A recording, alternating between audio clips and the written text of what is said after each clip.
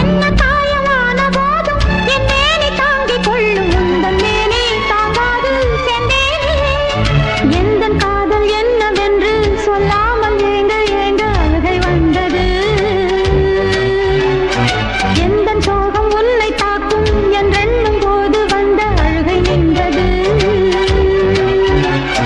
மனிதர் உணர்ந்து கொள்ள இது மனித காதல் அல்ல, அதையும் தாண்டி புனிதமானது. அபிராமியே தாலாட்டும் சாமியே நான் தானே தெரியுமா? சிவகாமியே சிவனில் நீயும் பாதியே அதுவும் உனக்கு புரியுமா?